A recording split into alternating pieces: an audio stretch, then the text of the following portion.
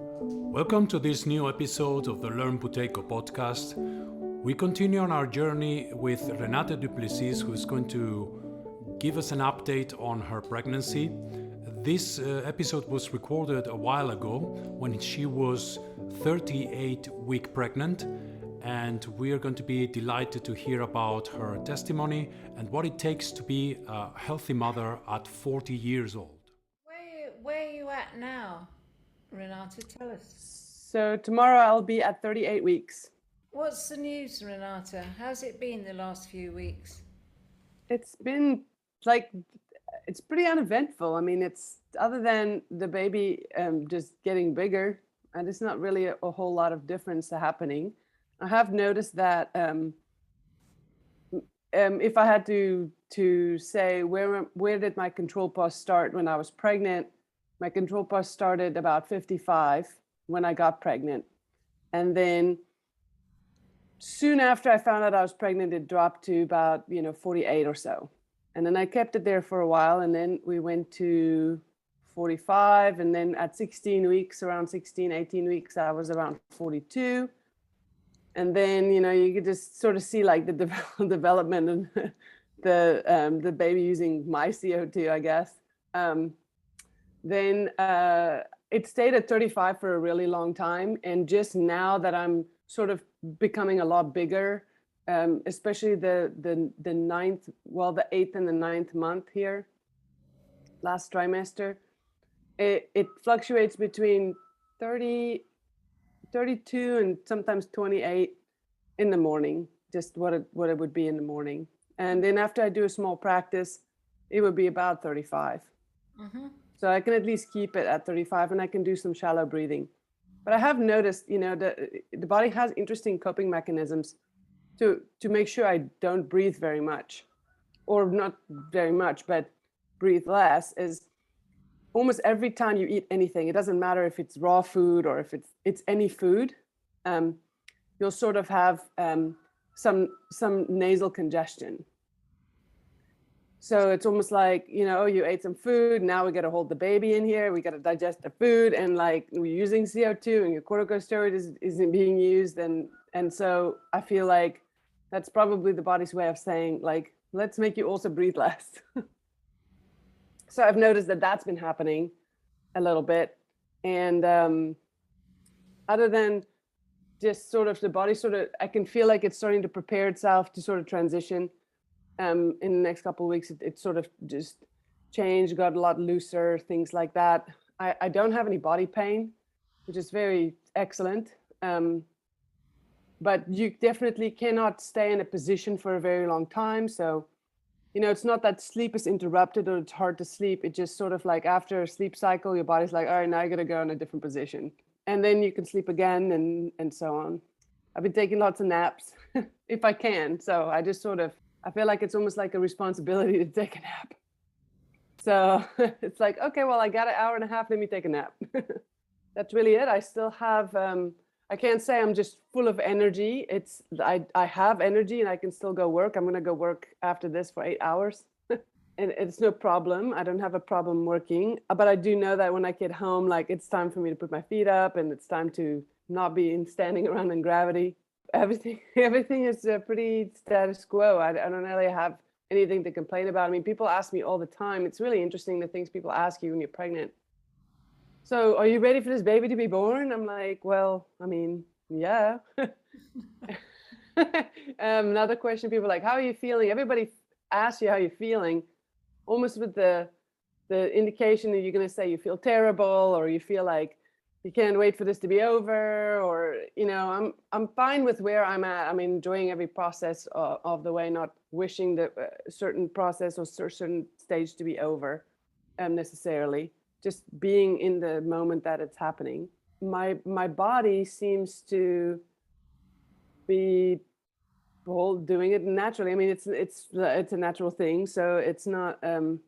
It's something that's out of the usual. It's not really a condition. It's just another state of normal, I would say, that the human body can do. I have no, even considering being an older pregnant woman, my blood pressure is 100% normal. My blood sugar is 100% normal. I don't have massive fluctuations in any of that. I don't have weird cravings, or I never actually had any weird cravings in this pregnancy. Like I want to eat pickles in the middle of the night, or pickles and peanut butter or some weird stuff like that. I don't. It's just normal food. I have noticed that because of the volume that the baby is taking up in my abdomen, I cannot eat very much. It's almost like a little small meal here and a little small meal there. Not extremely starving either. Yeah, I mean, what other things can you think about, Martha, to ask me? Well, iron levels are okay, yeah? My iron, everything is good. I have no indication of any deficiencies of any kind. And I recently found out that in my family, my dad's mom was 48 when she had him. I always thought she was 42, but she was actually 48.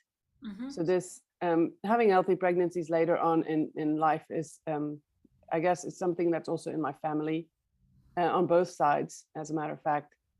And I felt pretty confident going into it, being older than most people. I must say my midwife is really excellent. She never called my pregnancy a geriatric pregnancy, because this is what it's called in Western medicine. Oh, no. Right. But she's like, no, it's just normal. I am one of the oldest people on her list, or on her profile, or what she's treating at the moment. I have she's like, you're also one of the healthiest. So she's like, I have no problems with any of the things that I mean, she pretty much comes in and then she's like, how you doing? I'm like, great. All right, let's test the urine glucose, and let's test this, and let's hear the heart rate, and let's feel, how everything is located, as baby is positioned properly, head down, and she's like, okay, well, everything's good, bye. It could be a 20-minute visit other than just talking for a bit. I think it's great. I think it's remarkable that, the full pregnancy has been, you've just been feeling pretty normal, pretty good, uneventful, where actually normally is very eventful, right? I have met recently some women who had good pregnancies too. So it's been nice to talk with people who had a great pregnancy or whatever. I'm actually looking forward to birth, to see how this process is taken into birth. Sometimes somebody could be, I always considered myself healthy before I even started the method, the breathing method. And I feel like, little did I know, like, how much of my body actually needed to repair or needed to heal.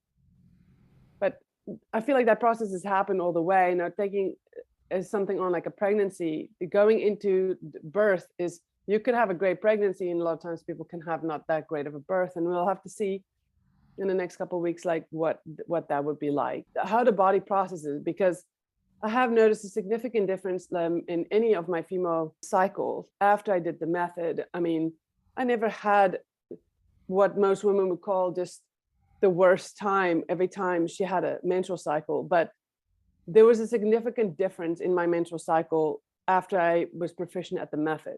When my control pause went over 40 and 45, it's almost like it was a non-event.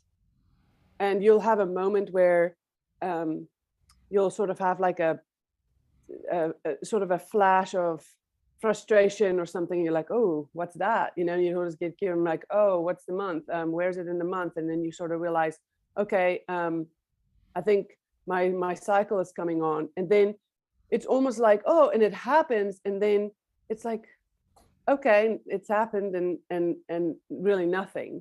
It's not like, oh, now it's like this amount of cramping, and it's this amount of discomfort, and it's this amount of bloating, and it's this amount of arguing with your spouse because you feel sort of like you have water on your brain or something like that. After I became really great at the method, I never experienced any of that. And I wonder how that would translate into an actual birth. The amount of like discomfort or pain, or what the intensity of the contraction would feel to somebody who have sort of normal menstrual cycles that don't really have any pain with it. I mean, I almost have zero pain. So I'm not saying the birth would be zero pain, but you hear these amazing stories of women talking about having these extraordinary births where like they almost felt no pain and like it was almost orgasmic or whatever, you know. So I mean, it's almost like let's manifest that instead, instead of like a whole bunch of pain and bad stuff. But I don't wish any of this over. I just would like to be in the moment of experiencing it when it's going to be happening, you know. Not going like, oh, when's this contraction going to be over? Like just be with what is happening at the time and sort of preparing my mind for that. Because lots of people ask me questions like, so are you going to do this? And are you going to do this? And are you going to do this? And you're going to do this? And I sometimes think, and I'm like, well, I mean, there is a sort of tentative plan that you kind of have in your head, but I feel like all I would like to do is just be in the moment that I'm experiencing the moment in, and stay as calm as I can in the moment, instead of having this like whole plan. You're going to do all these things. You can be prepared for a lot of stuff. You can be prepared for a lot of things, but I think sometimes just staying calm around what is happening in the moment is the best thing. Because if what you didn't plan is happening in the moment, then you're going to be in conflict with what's happening in the moment. So I'm preparing myself not to have that type of conflict within myself when everything is going down. So just that's the mental preparation I would say I'm sort of looking at. Like, are you doing hypnobirthing? Are you doing this? I'm like, well, you know, I'll focus on shallow breathing and then take it as it comes. You know, I feel like what else can you really do in that moment? A lot of times the midwife told me, she's like, there is a moment where you just cannot do anything other than just be there. And I'm like, okay. Yeah, well, I mean, I had years of experience of sitting still in meditation before I gave birth. So I was kind of geared that way anyway. I had a plan. But then you try things out and it wasn't what I wanted to do. I changed it as I went. Right. And, you know, I got in the bath. I didn't like it. I got out again. I didn't want to be in the bath. Right. Things, you just do what you need to do at the time. And you know what to do. The body knows what to do. Exactly. You know, it's not anything that it can't deal with. It's built to do this. You've got the Right. hormones there that will be making the tissues flexible, and they'll open up and it'll start rippling away. And I'd say that in my case, because I had a control pause at 12, it was like sort of opening up a very tight, squeaky door.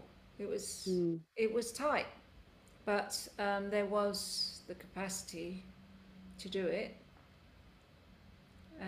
But it was painful. Whereas if I'd have had a control pause, even 25 seconds, I've heard it would have been a lot better. I've worked with women who have a control pause of 25. No problem compared to women with a control pause less than 20. Right. So 35 should be fine, unless there's something unusual or something structural that is there that you didn't anticipate. Exactly. But it's less likely to happen. Right. Exactly. And the thing that I am preparing for is to be able to stay calm in those moments where, you know, I feel like my physiology is healed to the point where it's, you know, it's really healed. And my body has done all it can do. But it's still up to my own self to control my mind in this situation. But the hormones will have a huge influence on you. You may not be able to speak. Right. I couldn't speak. Right. All I know is that anything that people have told me a story that didn't turn out how they wanted it to turn out, it is because of a level of anxiety that came through them that sort of prevented that from happening. And you push up a level of anxiety, you put up, you know, vasoconstriction, you put up sort of adrenaline, things like that. That's might not be necessary in that moment. I went into an absorption. Right. I was totally in it. Right. It was like there was this world going on outside, and I wasn't part of it. Right.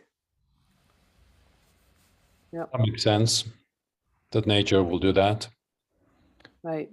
And that plus your awareness that that's what you're going to need, and your training also in Right. that aspect of being in the moment, because you have that you have a training. I mean, from what I know from you, that's what you know, competitive swimming brings you there. Yes, you just gotta be Right. You have to very swim in your different. own lane. Of course, it's a very Yeah. different situation. Yeah, but it does imply that that aspect of being in the moment is clearly important. Is there? Yeah. So. Right. Mm. And exactly.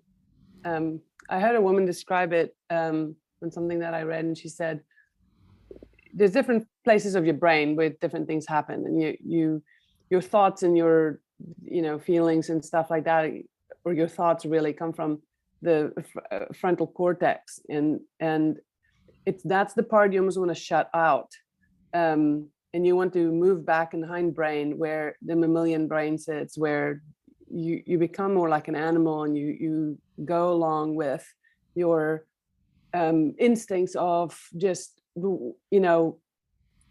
what nature has planned out or how nature does something.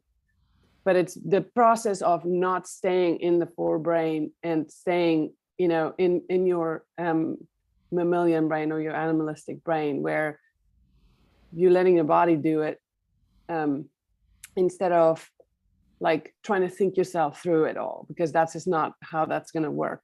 That doesn't that's not where you want to be. I mean, she goes, a woman in a coma can deliver a baby, because the body does it, you don't do it. Yeah, And so exactly. So that's where my focus stays as much as I can. I'm prepared for everything. It's just, that's where if I say, well, what are you focusing on? And that's it. Yeah, I think that the biggest shock I had was when you get the first punch. You know, when the muscle just goes like that, and the head Right. goes into the crutch, because you start going. Yeah, it's pressure, immense pressure. Yeah, but the contractions start to really get strong, and it's like being punched in the crutch by a football. Right. Well, it is a football, isn't it? Let's face it. It actually is football. Yeah. Football is right here. Whatever you say, it's not quite like that, but well, I'm talking about American football. It's like oval shaped, you're talking about a soccer ball. It will be. It will have a Yeah. pointy head, because the bones Yeah. will. Yeah. Yeah. No, it comes through like that. Yes, like a rugby ball. Yeah. So Yeah. I mean, that's the thing that was the only thing that kind of shocked me. Blimey, Right. that's strong, really strong. Yeah. And you can't go anywhere, and you can't do anything, and you just have to be there for it. I mean, that's it. You pay attention. You're in it. You Right. pay attention, and you want to grapple with every bit of energy you can get hold of to do the job at the time that you need to do your bit. Mm-hmm. So the body does its bit, and then you long it out. You kind of prolong it. Exactly. So it's timing. You have to work out when to come in and do your bit, and then when it's over, you take a break, and then you go. Exactly. So but you'll work it out. It's not difficult. If you just if you follow the pattern of what's going on, it'll be fine. Right. It's interesting, I've watched lots of videos and seen lots of, lots of video footage of women delivering in a very natural, organic way. And it does look like women who can do it more naturally and more easily on their own are looks like they're in much healthier shape than most. I obviously haven't seen a lot what happens in hospitals, but when women do it at home or in birthing centers or free birthing on their own, it seems like their bodies are in healthy shape. So there's definitely a plus, I think, in any pregnancy, whether it's my pregnancy or anybody's pregnancy, is to be as healthy as you can be. Not just before, but also during the whole time, not think, okay, well, I'll have a license to eat like crap and I can do all these things. It will really count against you at the end. What are the pros and cons of giving birth at home? So there's you're more free to do what you want to do at home. When you're in a hospital, you're confined to a room. Like you can say you birth in the system or you birth outside of the system. The only way I would ever birth in the system is if there was an emergency. And that's the reason why there is medicine in the first place. And emergency medicine is real medicine. And that's when it's needed. But birthing outside of the system, whether it's a birthing center or at home, you're in your own environment. So there's immediately a level of relaxation that you have because of the comfort of your couch and your bed and your toilet and your tub and your kitchen and your fridge. And it's that. And then the other thing is, when you have somebody that's more free in how they allow you to birth, you can be in any position you want to be. Because I had this conversation with the midwife about women tearing. I say, what are all the different ways to prevent that? One midwife said, in like the 500 births that I've had or something like that, only 1 or 2 women tore because they, pushed too much or just overdid something. They were in a water birth. And the water itself is something that sort of softens up the tissue and helps the woman do that. But it's not just that, it is the position that you can be in. So a lot of times they put you on your back in the hospital, put your feet in stirrups, and then they say, go ahead and push. A lot of times that pressure sort of like creates tearing more so than it should. Whereas if you can be on all fours, or you can stand up, or you can crouch, or you can be on the toilet, or you can sort of like be in whatever position, you can hang on to somebody, you can be in a tub, it sort of prevents your body from really doing a lot of damage to the pelvic floor. So definitely tearing is something that is less likely to happen when you're at home. I'm not saying it doesn't. I'm just saying that your body has got there's more relaxation, but there's also the fact that you can be in whatever position you want to be in and nobody's gonna like fuss at you over it. Whereas sometimes in the hospital, they say, you do it like this, and they have rules, and they have rules with how many people can be in there, and they have rules now with masks and like women. I mean, I'm watching pictures of women giving birth in a mask, and I don't know, whatever makes you feel comfortable where you want to be at when you give birth. If it's going to make you feel comfortable to be in a hospital, it would probably be better for you to be in a hospital. Sure. But if it's, if you feel like, I don't want somebody to dictate how I need to do stuff, a hospital is not going to be the place for you, and everything is going to frustrate you. A lot of times women who do go into hospitals have a doula and sometimes their husband with them to advocate for them. Because what has happened is nurses and people would come in and say, we're doing this now. And they say, no, we're not doing this now. And a mother is in such a state that she cannot advocate for herself, that sometimes she needs somebody around her to advocate for her. Whereas the pressure. That's what I mean by not being able to speak. Right. You just can't do it. Right. And so sometimes women succumb to whatever the doctor then says, whether that's the right thing for them or not. Because sometimes, like, I don't need to do that right now. I need to be like this, or I need to sit on the toilet, or I need to be on all fours, or I need to be doing this right now. And if somebody comes in and tells you, now you have to do this, and now you have to do that, and you cannot advocate for yourself, that doesn't make for a very good, relaxing situation. There's also, there's a lot more pressure in a hospital too, because everything is focused on time. Yeah. So it's like, we need to, well, you're not dilated enough, let's give you this or that to do that. Whereas in a more relaxed home environment, there's more, there's more freedom to say, okay, well, we'll wait another hour, okay, and then we could do this. And you're like, okay, well, there's something to do after the hour also, and that gives you even more relaxation, where there's pressure in a hospital a lot of times. Well, I had Henry in the hospital, so Right. I had 8 hours, Right. and so I basically threatened them. But Even listening to your story, going through the method, Martha, it seems like you would like have lots to say when you're when you were pregnant and under that state of like, I'm going to pressure you to do whatever I want to do. Well, when someone comes in and says you're not dilating fast enough, and then we're going to give you that we're going to induce you. Okay. That pricks up the terror. So then you can speak. Okay. So, if you've got an idea about that, because I have been taking a lot of raspberry leaf tea. Right. So I wanted to give it a chance. Right.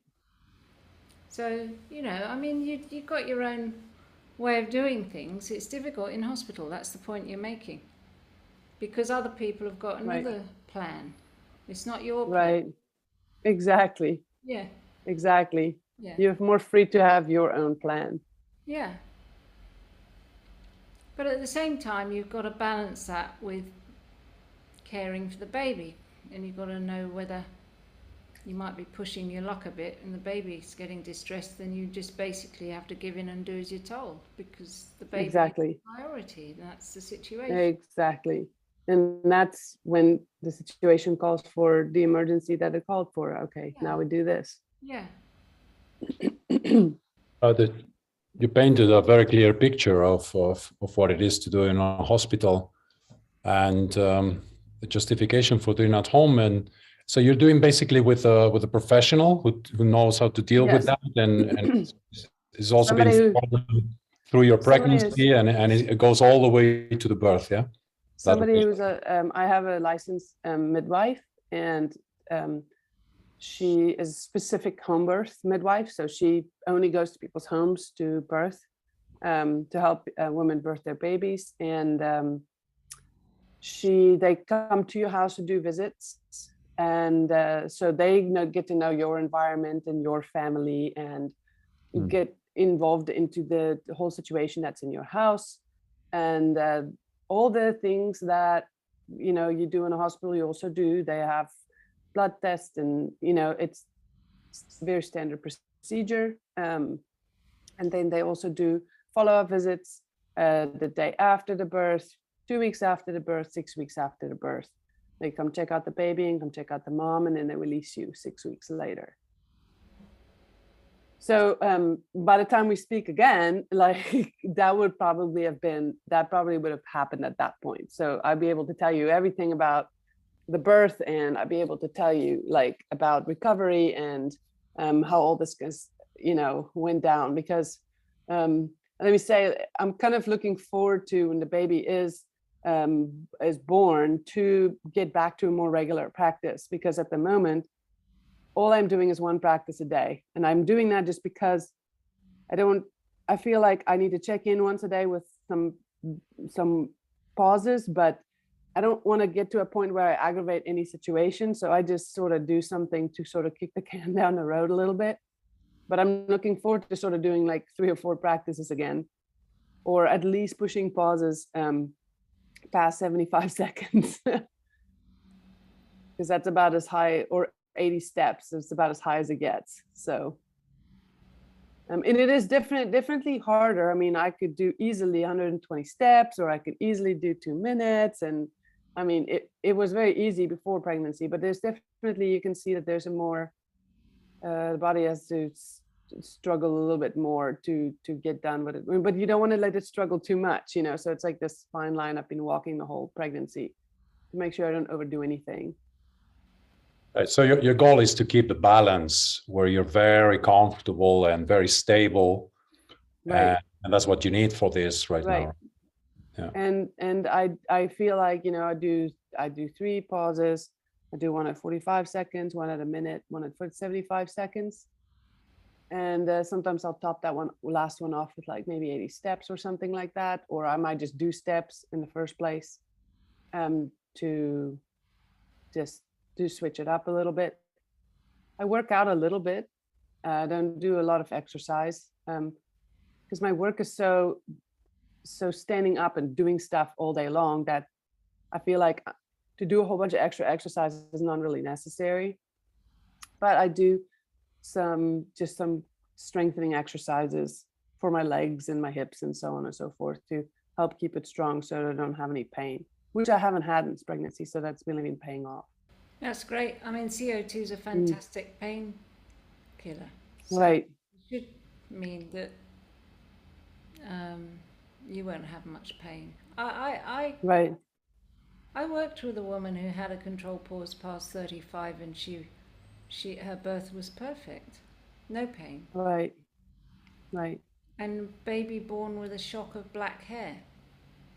I've heard there's different things that happen, that your baby is born bald or your baby's born with hair, and it means different things hormonally and so on and so forth. Well, it'll be interesting I don't know. to see what your baby is born like, because apparently the baby's born to mothers who do Butekamith that have a shock of black hair for 3 weeks and then it falls out.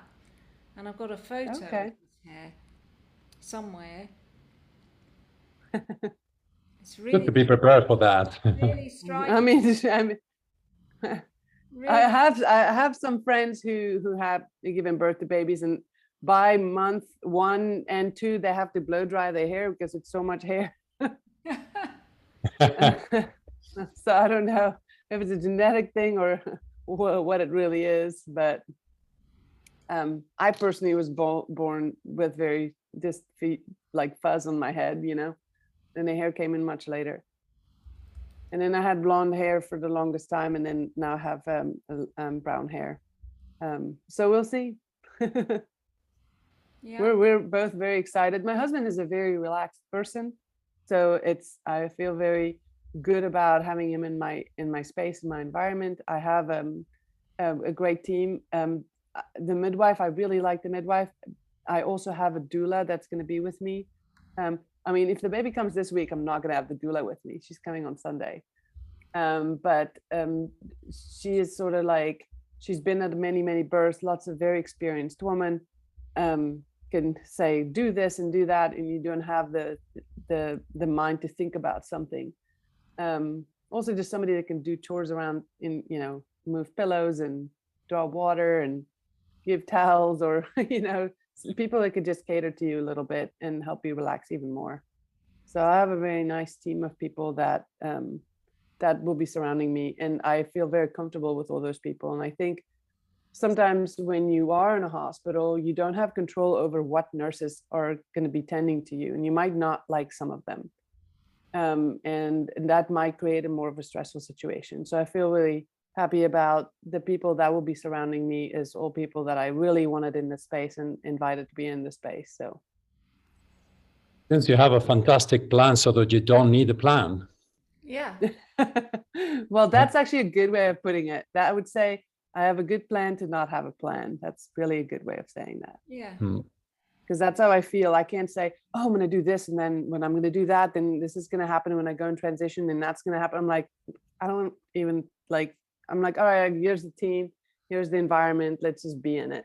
Yeah. Well, they'll be there looking after you. That's their job. Mm-hmm. Yep. This is excellent. Yeah. Example of, exciting, uneventful pregnancy, and Yeah. looking forward to see how the birth goes. And right.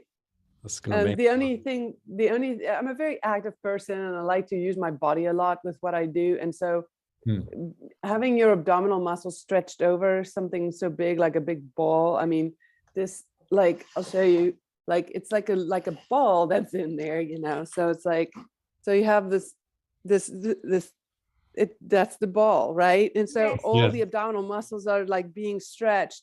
So when you contract it, it just doesn't feel good. And it's also, I know it's not good to contract your muscles over a stretched area. So doing all these different maneuvers to get up or to get out of the couch or get out of bed, or like squat down or get in your car or get out of your car. There's more thought that goes into, you don't just jump up and go do something. Like you think about, okay, let me get my feet on the ground and let me stand up. Because what does happen is if you do these, let's just jump up and do stuff, that's when your pelvis starts rotating. And then when your sacrum kind of does things it shouldn't be doing, and your back goes out, now it feels bad, and now you feel that you have pain down your leg or something like that. So I feel like just the extra 2 moments it takes to get up or do something or to make a move, you have to think about that. You also could fall over because you could get the weight distribution. Right. One of my clients is a OBGYN, and she said, actually, sometimes when you do something too fast, there's a vasovagal reaction that can happen, and your blood pressure can all of a sudden drop really fast and you can pass out. And I was like, okay, well, I'll just move a little slower then. So everything's a little slower. When you do the strength exercises, do you do exercises where when you're what do you do if you do you do a squat, for example, things like that? I would do things like, I have a small TheraBand, I'll put it around my knees, I'll do hip work. I would do balance exercises, standing on one leg, doing like a Romanian deadlift with a very light kettlebell or something like 10 pounds, 20 pounds. I'll do stiff leg Romanian deadlifts with 2 legs, sometimes with 30 pounds. We'll do things like wall sits, and I would do things like holding a squat position, like chair hold, and that they do in yoga. I do something like a quadruped extension when you're on all fours and then you extend one arm and one leg. Sometimes I'll do that with resistance, depending on how I feel. Everything I'm doing is sort of like very functional training. There's a little Pilates base in it. There's a little bit of yoga base in it without too much stretching. Because I was warned in the beginning part of my pregnancy to not stretch a whole bunch. And I think sometimes people feel tight and they want to stretch, but what ends up happening is you start stretching the ligaments and you loosen them up even more. So I'll stretch my hip flexor a little bit here and there, but I'm not holding prolonged stretches. The physical therapist told me, she's like, only thing you can stretch your calves. I was like, okay, I'll stretch my calves. Sometimes you feel like you just want to roll over something to kind of stretch this part open a little bit, because it feels like your chest comes down a little bit because your back sways. But I haven't had too much lordosis happening in my spine or anything like that. I feel like maybe it's because my back muscles just, I kept working on them. You stop working on your abs, can't do anything with your abs anymore. But then I just worked on my paraspinal muscles in my back, and I use a TheraBand, or we'll do body rows, or use stretch bands, or cords or something like that. What do you call it? Like a cable machine or something dysfunctional. It's not something that I'm going to do like squats or load my spine with weight on my back or anything like that. I actually didn't even do that kind of stuff before I was pregnant. So I just continued on with like just light functional training with an emphasis on body weight and very light weights just for tone.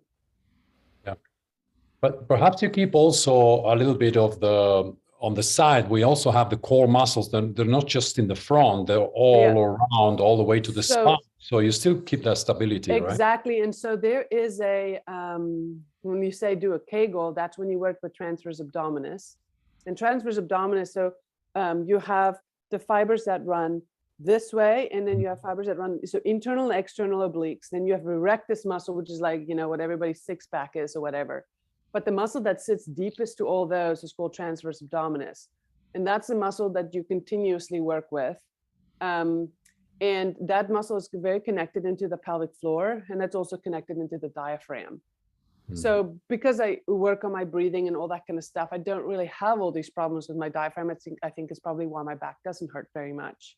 As a matter of fact, my back almost feels better being pregnant than not being pregnant, doing certain chores, just because it's almost like it stabilized it or something, And then you have very small muscles in between the spine called multifidus, and almost like keeping those muscles really strong it's very subtle movements. It's not like I'm going to do a heavy squat or a deadlift. You train much bigger muscles when you do these big movements. When you do these smaller movements, that's when you train these little muscles to keep the core strong. And the core is not just your abs. The core is really everything from the pelvic floor all the way through the diaphragm. And that whole like just circle abdomen area, it's the front, back, you know, all that. In the lower torso. Yeah, and then and all of those muscles extend into, like, you can say, well, everything is really one.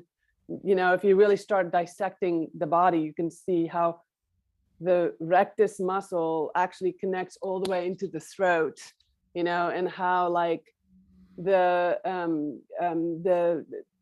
diaphragm extends into the spine, but then that's related to the psoas muscle that goes all the way into the thigh. And then how that muscle goes all the way into the adductor muscle complex, and then into the lower leg and the inside, and then into the arch of the foot. So it's almost like, I mean, it's great that I have all this knowledge to be able to train my body and feel it out. I feel it's why I've always also done really well, because I've known a lot about just how my body operates and how it needs to support itself, and how to be very diligent about wearing good footwear the whole time, and making sure I strengthen my hip muscles and very small hip muscles. It's not just like, let me do a squat to train my glutes. It's like, I need to train gluteus medius and minimus. And they're very subtle muscles, and they're very small muscles.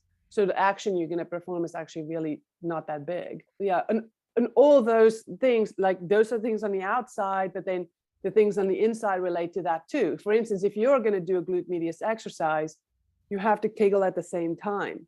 So you have to hold your pelvic bowl in a certain way to even perform the exercise properly. So all those two things work together, so they communicate with each other. It's interesting how the body, I mean, you can have a baby inside, which is a really big creature that you have inside your body, and yet all that functionality still remains, right? Of the bigger muscle groups and those connections. Right. Which is sort of the famous muscle. It's actually the most useless of all of them, right? Yeah, right. And I did talk to a physical therapist, because you can have injury to that too, because of just your connective tissue. But your connective tissue is also related to your level of CO2 at the end of the day. I mean, if you look at a condition like fibromyalgia, it's almost like asthma of your connective tissue. It's vasoconstriction of the connective tissue, and that person's in pain all the time, because every muscle in the body is surrounded by connective tissue. So if your baby is stealing your CO2 from that part of your body, you're more likely to have stretch marks, you're more likely to tear, you're more likely to have something called rectus diastasis, where it splits in the abdomen and the front.